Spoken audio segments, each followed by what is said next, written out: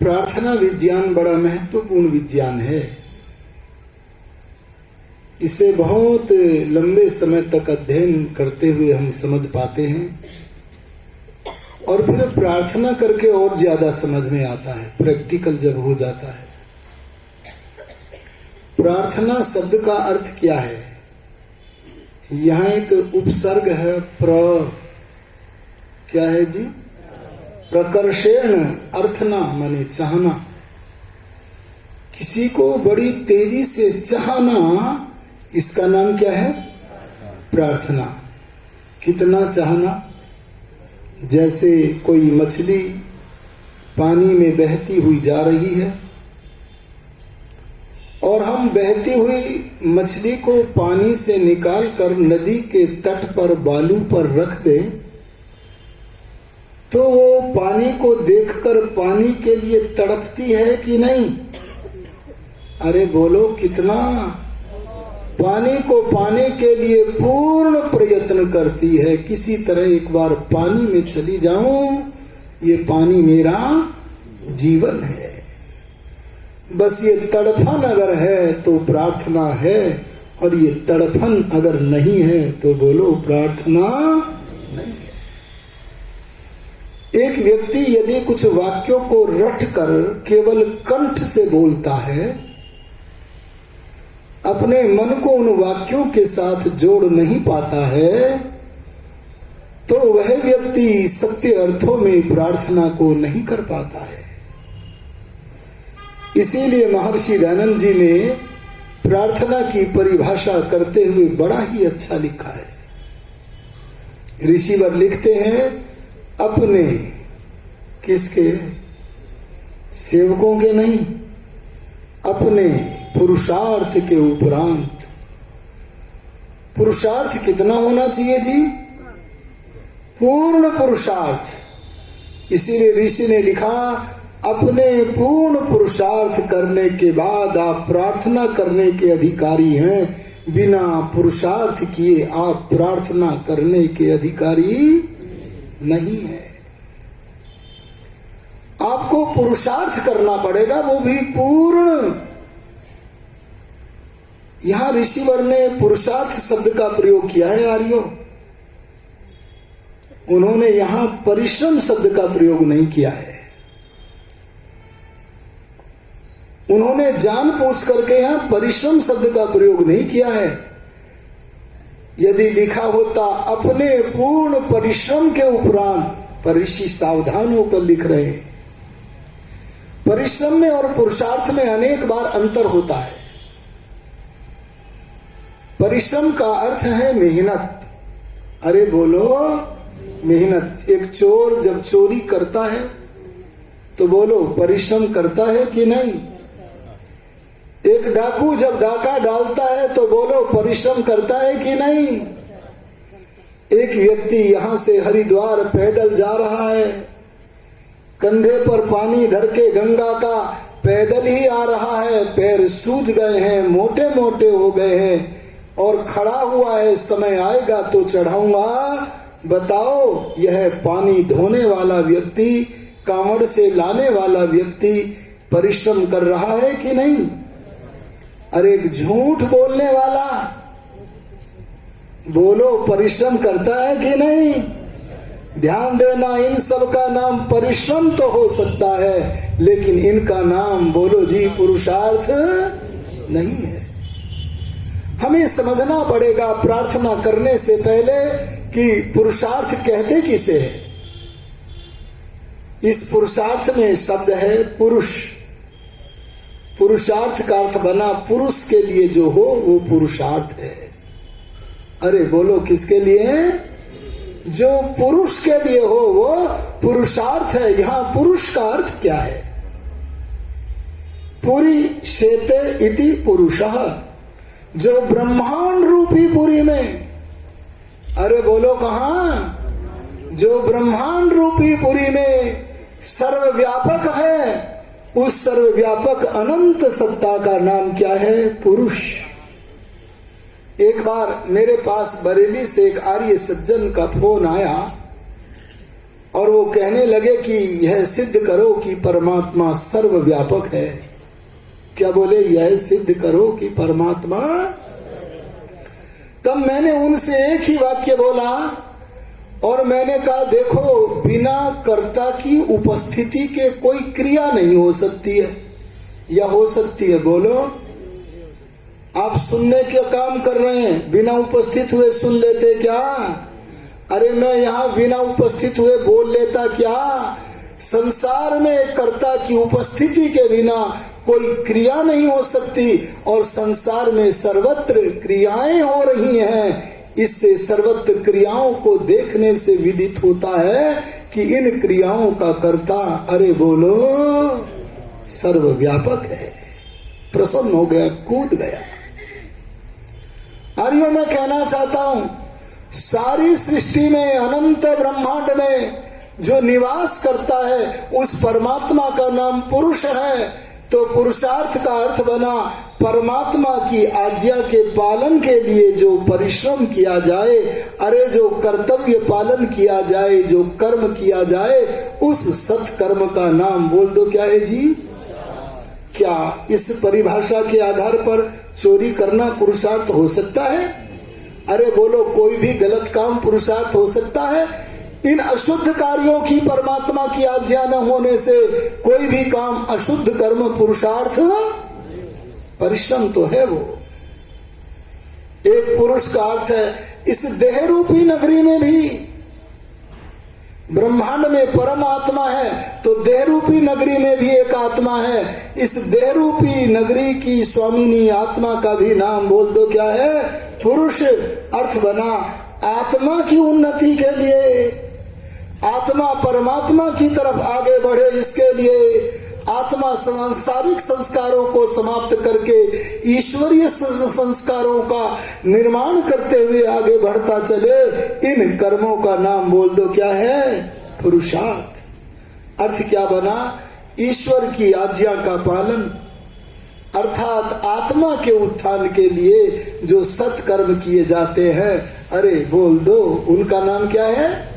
पुरुषार्थ। देखो, ऋषि ने यहां परिश्रम नहीं लिखा है, क्योंकि कई बार परिश्रम पुरुषार्थ होता है और बहुधा परिश्रम पुरुषार्थ बोलो नहीं भी होता है।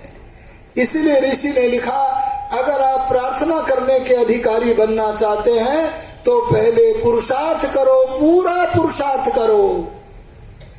एक किसान है, वह किसी चलते हुए को कहता है कि ये जो गाड़ी खड़ी है हमारी, इसमें ये घास की गड्डी उठा के धर दो। बोलो, धरोगे क्या?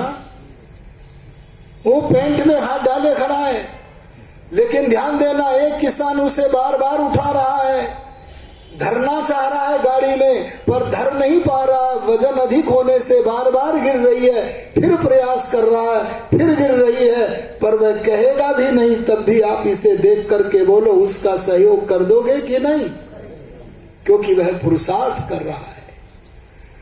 परमपिता परमात्मा यजुर्वेद के 40वें अध्याय के 2 मंत्र में बड़ी पवित्र बात कहते हैं, उसे मैं ऋषि दयानंद के शब्दों में कहना चाहूंगा। परमात्मा कहते हैं, मैंने मनुष्यों तुम्हें पुरुषार्थ करने की आज्ञा दी है।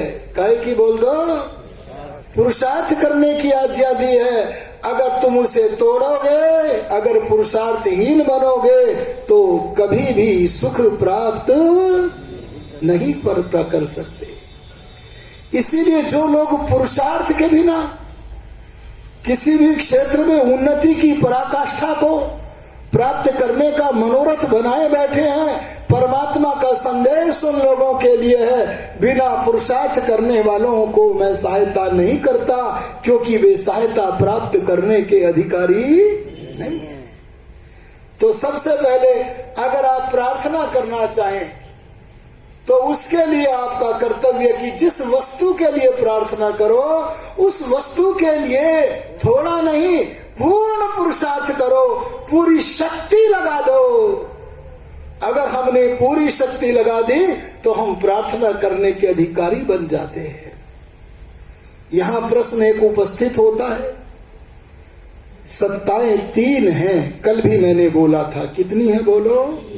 ईश्वर, जीव, प्रकृति। कल हमने कहा था तीनों का गुणगान करो, तीनों की प्रशंसा करो, लेकिन सांसारिक आंगन में जीव, प्रकृति की, परमेश्वर की, तीनों की करेंगे, पर आध्यात्मिक आंगन में संध्या में बैठकर तो परमात्मा ही गुण गाने के योग्य है। आज यहाँ प्रश्न होता है, अगर स्तुति तीनों की करे तो प्रार्थना तीनों में एक की करे कि दो की कि तीन की? अरे बोलो, विकल्प हैं आपके सामने तीन।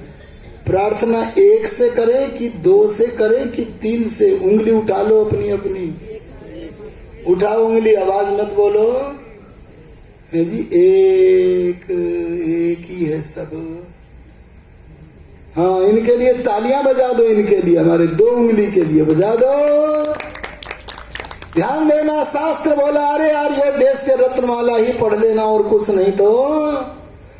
ऋषि दंड वहां कहते हुए प्रतीत होते हैं कि मनुष्यों प्रार्थना करना तो केवल चेतन से करना। अरे बोलो, केवल जड़ पदार्थ से प्रार्थना मत करना। आज बड़ी दुनिया है जड़ पदार्थों से प्रार्थना कर रही है। अच्छा, मैं इस माइक को कहूं, ए माइक इधर आओ, ए माइक इधर आओ, बोलो सुनेगी क्या? क्यों नहीं सुन पा रहा है माइक? अरे जड़ है, जड़ और चेतन का अंतर मेरे भाई बहनों समझो। जिसमें ध्यान नहीं होता, अरे जिसमें अपनी कोई गति नहीं होती, उसका नाम क्या है? जड़। और जिसमें ध्यान भी है, अरे जिसमें गति भी है, उसका नाम बोलो क्या है? चेतन। जिसमें ध्यान नहीं है, भला वो आपकी प्रार्थना को, गति नहीं है, भला वो आपकी प्रार्थना को सुनेगा पूरे तो क्या करेगा? वो तो आपकी प्रार्थना को सुनने और समझने में भी समर्थ। इसलिए कभी भी करो कोई चैलेंज वेद की इस बात का, करो कोई चैलेंज इस बात का कि हम तो देखो जड़ वस्तु से प्रार्थना करते हैं और वो सुनता भी है, पूरा भी करता है। इसलिए जो भ्रम पाले बैठे हैं उनसे मैं कहूंगा, कभी बहते हुए पानी, गंगा के पानी से मत मांगना। अरे तुम कभी सूरज से मत मांगना, कभी धरती से मत मांगना, कभी चांद से मत मांगना। ये सारी की सारी जड़ वस्तु है। एक उदाहरण प्रस्तुत करता हूं जिससे कि समझ में आवे। कल्पना करो कि आप बीमार हुए, बुद्धि भी लगानी पड़ेगी थोड़ी, और आप किसी डॉक्टर के पास चले गए। डॉक्टर के पास जाकर बोले कि डॉक्टर साहब देखिए मुझे रोग हुआ है, मेरी चिकित्सा करिए। डॉक्टर साहब ने हाथ आदि देख करके आपके लिए औषधि पत्र पर औषधियां अपने कलम से लिख दी। आपने उन औषधियों को मेडिकल स्टोर से लिया और खाया, ठीक हो गए। कल्पना करो कि 2 वर्षों के बाद आप फिर बीमार हुए। आपने कहा चलो उसी चिकित्सक के पास चलते हैं, फिर ठीक हो जाएंगे। आप उस चिकित्सक के क्लिनिक पर गए, लेकिन चिकित्सक अपने क्लिनिक पर नहीं था, कहीं अन्य रोगी को देखने गए थे वे। आप प्रतीक्षा करते करते आपके विचार में आवे, अरे चिकित्सक नहीं है तो क्या हुआ? वो 2 साल पुराना जो कलम है ना, जिसने पहले नुस्खा लिखा था, वो तो है। आप कलम से कहिएगा, ए कलम तूने 2 साल पहले जो नुस्खा लिखा था फिर लिख दे। अरे बोलो सुनेगा क्या? अरे बोलो सुनेगा क्या? नहीं सुन सकता। ये सिद्धांत है। यहाँ वैदिक यज्ञ प्रचार समिति की ओर से ये नहीं देखा जाता श्रोता सुनना क्या चाहता है। यहाँ तो यहाँ के आयोजकों का एक ही लक्ष्य है कि वह बात सुनाओ जिसके सुनाने से हमारे श्रोताओं को सत्य का पता लगे और उनका कल्याण हो। मैं आपसे कहना चाहता हूं, आप कलम से मत मांगना, डॉक्टर से प्रार्थना करना। अरे आप गंगा से मत मांगना, आप सूर्य से मत मांगना, आप इनके मालिक से मांगो। ये नियंत्रण में जिसके हैं उस चेतन परम पिता परमात्मा से मांगो। वहां प्रार्थना करोगे तो फलीभूत होगी। अरे अवश्य होगी। बड़ा आश्चर्य होता है मुझे कई विषयों में। चलो मैं आपके सामने एक बात रखता हूं। यहां आपके जेबों में कैमरे रखे होंगे, ये फोन में कैमरा होता है। आप लोगों से अगर मैं कहूं कि मिट्टी का फोटो खींच दो, भाई मिट्टी तो आंखों से दिखती है कि नहीं? अरे बोलो, दिखती है कि नहीं? मिट्टी का फोटो आपका कैमरा खींच देगा? खींच देगा। अब मिट्टी से पतली वस्तु क्या है? जल। अच्छा, जल का फोटो खींच देगा आपका कैमरा? आहा, जल का फोटो भी खींच गया। जल से पतली वस्तु पकड़ो। जल से पतली वस्तु का नाम है अग्नि। देखो, दीपक की अग्नि दिख रही है कि नहीं? अगर चर्म चक्षुओं का विषय बन रही है तो अग्नि का भी फोटो खींचेगा। अरे बोलो, खींचेगा कि नहीं? और सूक्ष्मता की तरफ चलो। अग्नि से पतली वस्तु क्या है? वायु। बड़ी विचित्र वस्तु है, चर्म चक्षुओं से पकड़ में नहीं आती है। आप में किसी के पास, विश्व में किसी के पास क्या कोई ऐसा कैमरा है जो हवा का फोटो खींच दे? अरे बोल दो, हाथ खड़ा करके, कोई फोटो है क्या? किसी के पास ऐसा कैमरा है क्या? अरे मैं अब आपसे एक बात पूछना चाहता हूं। इस वैदिक यज्ञ समिति के मंच के माध्यम से जब विश्व का कोई भी कैमरा साकार हवा का फोटो नहीं खींच सकता, तो तुम निराकार भगवान का फोटो कौन से कैमरे से खिंचवा के लाए हो? अरे बोल दो ना। मुझे वेद का मंत्र याद आता है, न तस्य प्रतिमा अस्ति। भगवान बोले वो त्रिकोण वस्तु नहीं है, होती तो फोटो खींचता। वो चौकोन भी बोलो नहीं है, वो षटकोण भी बोलो नहीं है, वो बोलो गोल भी नहीं है, उसका किसी भी कोना कोई प्राप्त नहीं होता, उसका और छोर बोलो नहीं है। जो ऐसी वस्तु है उसके चित्र काल्पनिक बनाकर अगर हम उन्हें दे रहे हैं तो ध्यान देना, वह वस्तु दूसरी है और परमपिता परमात्मा नाम की बोलो वस्तु। कल्पना करो कि आपके मन में एक विचार आवे कि आप मेरे को भोजन कराना चाह रहे हैं, आप श्रद्धेय आचार्य जी को भोजन कराना चाह रहे हैं। अच्छा, इनको बुलाए बिना इनका चित्र ले जाकर, मूर्ति ले जाकर अगर वहां आप कुछ दे करके इनको तृप्त करना चाहें तो बोलो, कर लोगे क्या? अरे दोनों वस्तुएं भिन्न भिन्न हैं, ये जड़ और चेतन पड़ेगा।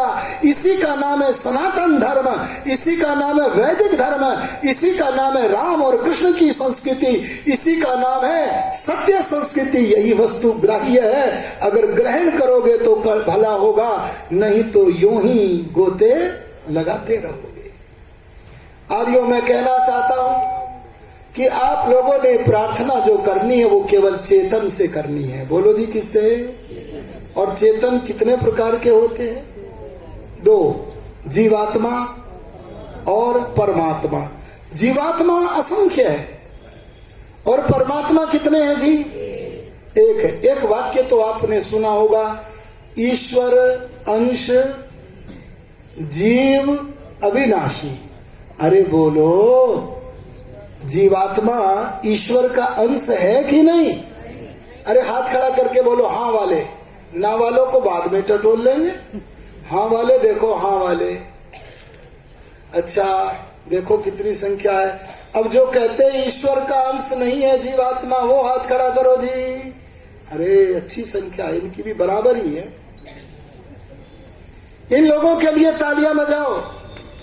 अरे बजाते क्यों नहीं हो? ध्यान देना, ध्यान देना। ऋषि दान के सामने जब ये बात आई ना, तो ऋषि दान बोले ये मूर्ख लोगों की जो वाक्य न जाने संसार में कैसे प्रसिद्ध हो जाते हैं। किसी ने कहा कि ईश्वर भी चेतन है, जीवात्मा भी चेतन है, इसलिए टुकड़ा होगा। किसी ने क्या क्या कहा, ईश्वर के पास भी ज्ञान है, जीवात्मा को भी ज्ञान है, इसलिए जरूर उसका बोलो जी टुकड़ा होगा। तब दयानंद बोले साधर्म्य से भेद सिद्ध नहीं होता, वही धर्म्य ही भेद कारक है। ऋषिदान बोले कीड़ी भैंस के भी 4 टांग हैं और कुत्ते के भी बोलो तो क्या एक है? अरे बोलो एक है क्या? अरे कीड़ी के भी आंख है, हाथी के भी आंख है, बोलो एक है क्या? चिड़िया के भी आंख है जी, और कोयल के भी आंख है, बोलो एक है क्या? ध्यान देना, ऐसी समानताओं के मिलने से वो अलग अलग है ये पता नहीं चलता। कई सारे भेद हैं। एक अणु परिमाण है, एक महत परिमाण है। देखो विश्व में 3 परिमाण होते हैं। एक परिमाण का नाम मैंने क्या बोला? अणु, जिससे छोटा कोई नहीं हो सकता, उस परिमाण का है आत्मा। एक मध्यम परिमाण है, बीच का, जैसे हमारा शरीर, पृथ्वी, सूर्य, चांद आदि, ये कौन से परिमाण में है बोलो? मध्यम परिमाण। एक महत परिमाण, उसे हम सीमित नहीं कर सकते, अनंत है, वो महत परिमाण है परमात्मा। और अणु परिमाण कौन है बोलो? जीवात्मा। अंतर आया कि नहीं? जीवात्मा शरीर को धारण करता है और परमात्मा के बारे में वेद में लिखा है अजायमान है, परमात्मा कभी शरीर के बंधन में, बोलो कितना अंतर है। आत्मा अल्पज्य है और परमात्मा जी, आना सवेरे के टाइम किसी दिन सत्संग में, तब मैं आपके सामने परमात्मा की सर्वज्ञता की चर्चा करूंगा। तब प्रेम में भर उठोगे भगवान के लिए, तब कहोगे इतने महान है परमात्मा।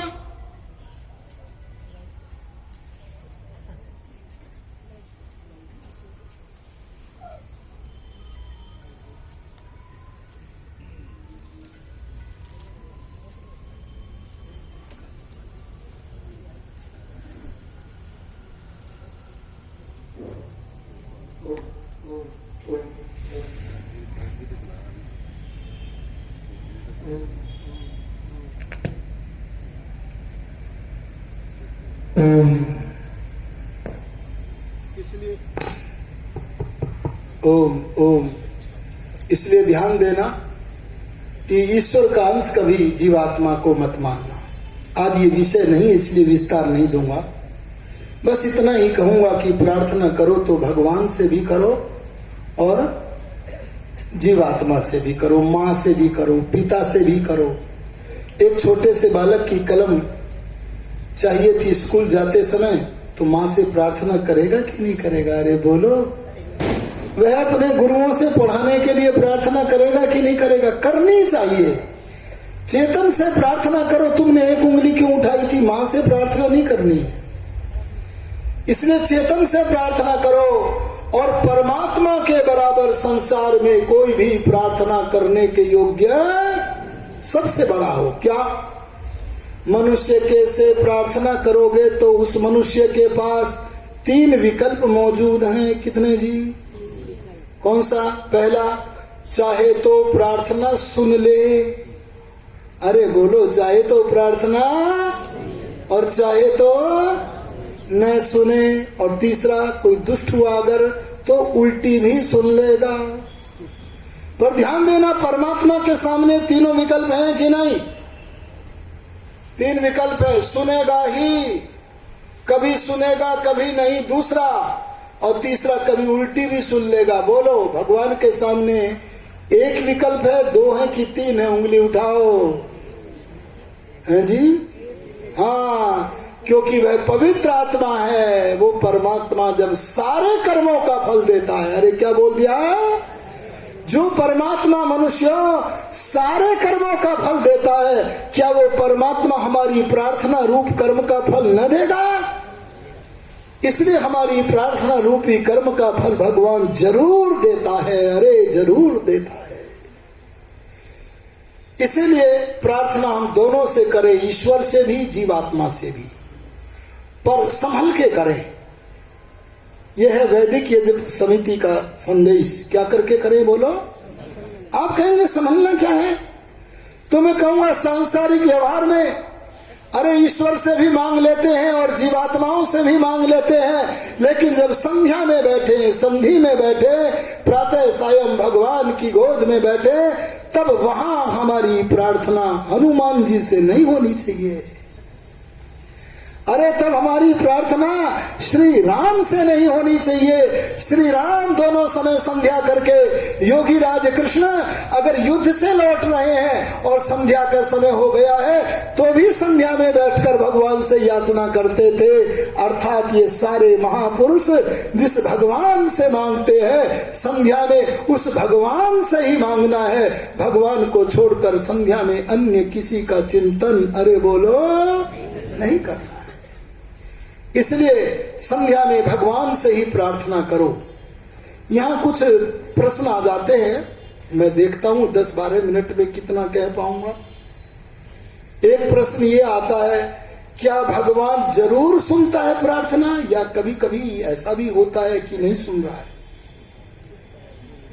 अरे बोल दो, अपने अपने अनुभव बोल दो। है जी?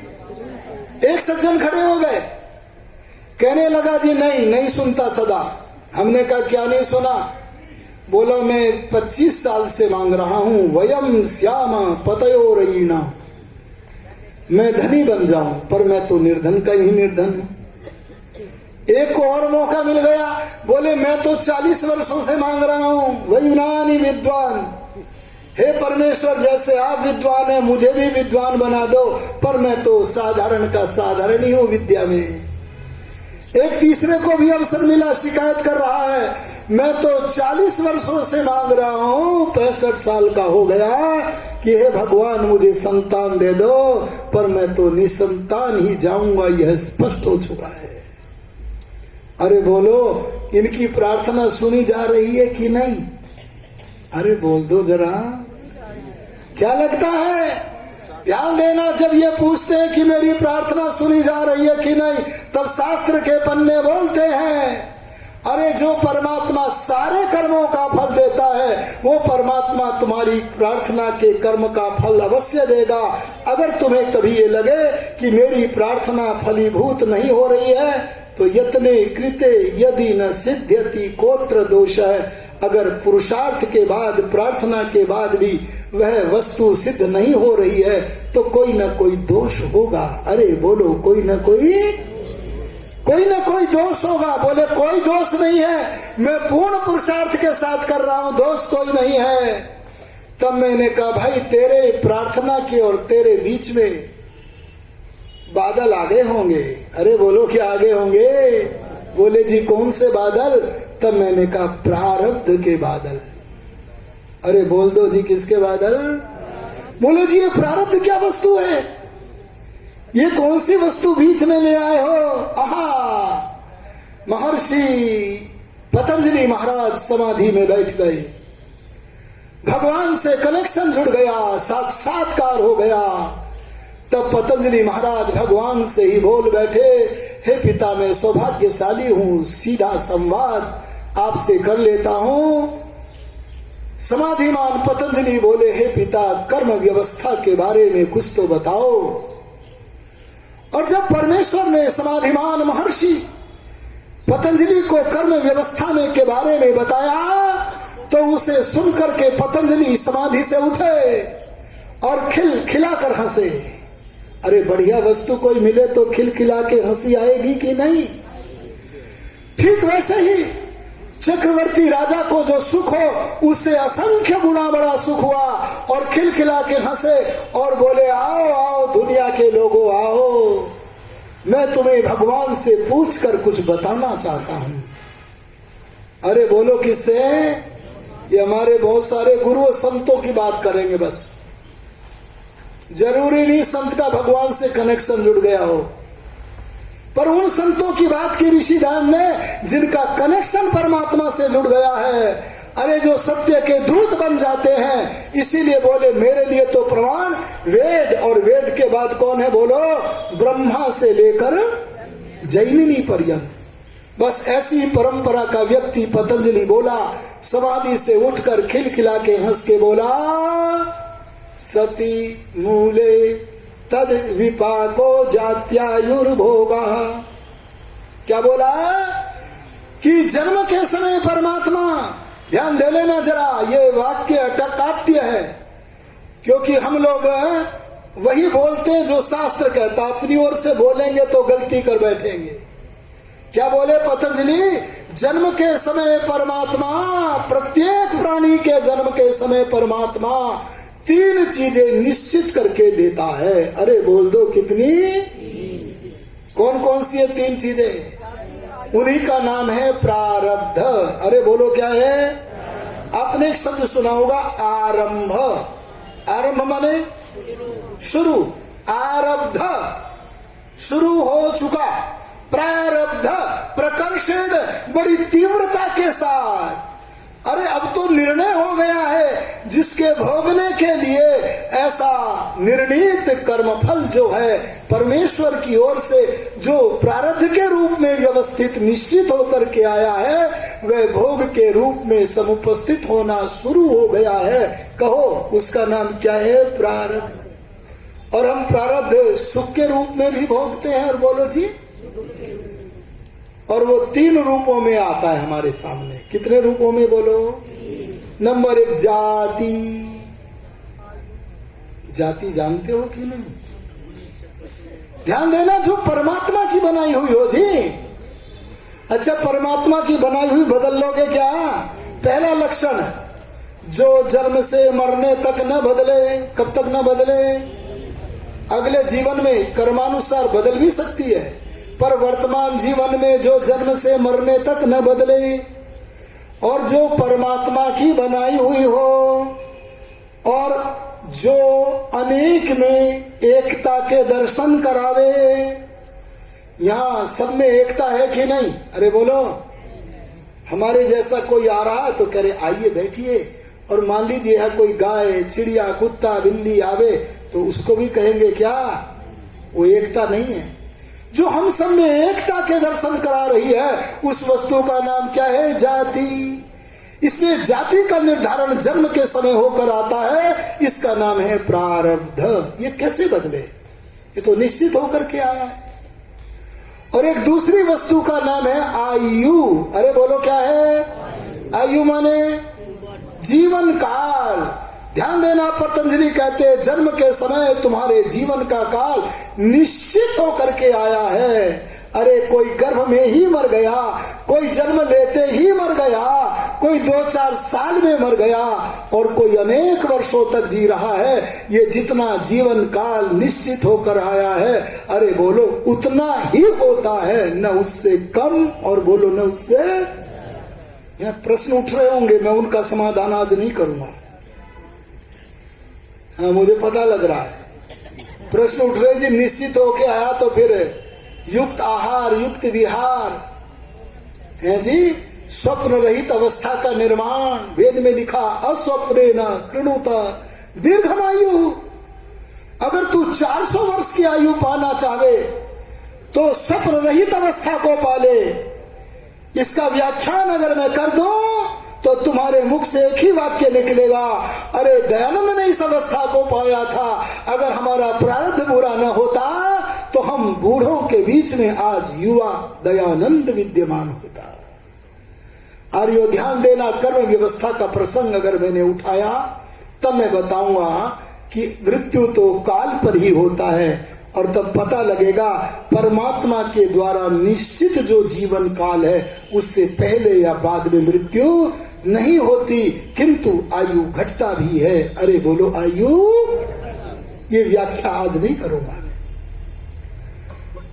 और तीसरी वस्तु कौन सी है? भोग। भोग माने जो भोगते हैं। क्या भोगते हैं जी?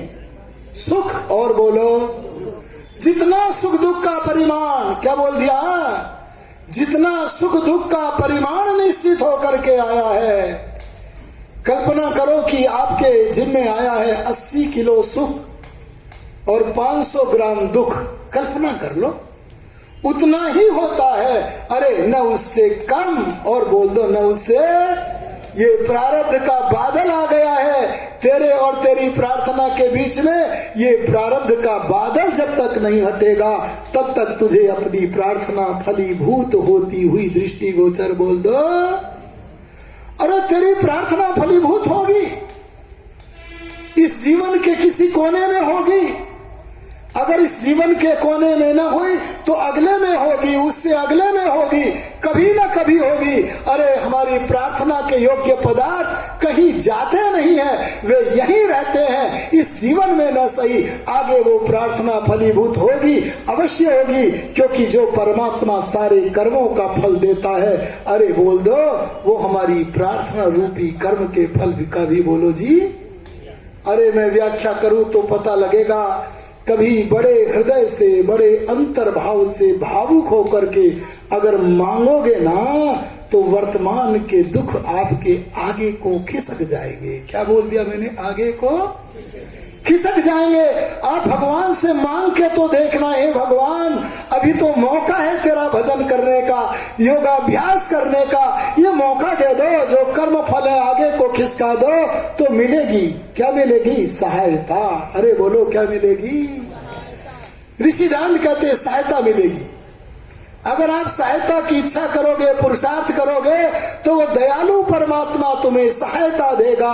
इसीलिए जब जब भी कोई काम हो तो परमात्मा की सहायता मांगो, और जब जब कहीं सफलता मिले तो परमात्मा का धन्यवाद किया करो। इसलिए ऋषि ने कहा, परमेश्वर व किसी सामर्थ्य वाले से सहायता की इच्छा करना। अरे बोलो क्या करना? सहायता की इच्छा मांगा करो। अगर सहायता की इच्छा करोगे तो मिलेगा। इसके मैं कई उदाहरण देना चाहता था, आगे समय मिला किसी दिन तो दूंगा। परमेश्वर से सहायता मांगा करो, मिलेगी। कई बार शारीरिक बल बढ़ेगा, मानसिक बढ़ेगा। कई बार ऋषिदान की तरह आत्मिक बल इतना बढ़ेगा, अरे इतना बढ़ेगा, सारी दुनिया को हिला दोगे। जो काम मानसिक बल से नहीं हो पा रहा था, जो शारीरिक बल से नहीं हो पा रहा था, उसे तुम एकाकी करके दिखा दोगे। ते अशृण्वत श्रवस्यानि दुष्टरा। जो परमात्मा की प्रार्थना करने वाले लोग होते हैं, वो ऐसे काम कर देते हैं जिन्हें सुनने को मन करता है। अरे बोलो जिन्हें। अच्छा एक बात बताओ, आप अपने चर्म चक्षुओं से कितनी दूर तक का देख सकते हो? आधा किलोमीटर। अगर दूरबीन लगा दें तो कितने किलोमीटर? अरे 2 तक तो चल जाएगा कि 1.5 तक चलेगा? देखो आंखें वही हैं, पर दूरबीन का सहारा लेकर कहां तक देख रही है जी। ऐसे ही ध्यान देना, जिस भक्त को परमात्मा का सहारा मिल गया, उसकी सहायता मिल गई है, तो वह वही ही पहले वाला, लेकिन परमात्मा की सहायता के आश्रय से बड़ी दूर तक का देख लेता है, त्रिकालदर्शी बन जाता है। जिन कार्यों को सुनने का मन करता है, ऐसे कार्यों को वह करने में, बोलो जी, ये परमात्मा की सहायता मिलती है। ऋषिदान ने तो बड़ा अच्छा कहा, तुम ये क्यों सोचते हो कि तुम्हें देर में मिलेगा? अरे कुछ तो फल तुरंत भी मिलता है। क्या बोल दिया? कुछ फल तो तुरंत भी मिलता है। तब ऋषि से पूछा तुरंत क्या मिलता है? तब ऋषि बोले आत्मा का बल। अच्छा बताओ, स्तुति प्रार्थना करने वाले को दुख आते हैं कि नहीं? अरे बोलो आते हैं कि नहीं? ना वाले हाथ खड़ा करो, जल्दी समय हो गया। हाँ आएंगे जी, आएंगे, हाथ मत खड़ा करो, आएंगे दुख तो। कोई पूछे क्यों आएंगे तो कहना कर रखा है, जैसा कर रखा वो आएगा। अरे जब सुख दुख आएंगे तो क्यों करें प्रार्थना स्तुति? तब ऋषि बोले उसका फल अन्य ही है। एक फल मैं बताकर वाणी को विराम देता हूं। अगर कभी पिछले जन्मों के कर्मों के आधार पर प्रारब्धवश दुखों का पहाड़ टूट गया, अरे बोलो क्या, पहाड़ की तरह दारुण दुख आ गया, तो उन दुखों को सहन करने की शक्ति आत्मा में आ जाएगी। बोलो क्या ये छोटी बात है? इसलिए परमात्मा की सहायता को पाने के लिए आत्मिक बल बढ़े उन दुखों को सहने के लिए। इसलिए परमात्मा का संगतिकरण प्रार्थना के माध्यम से क्या करो।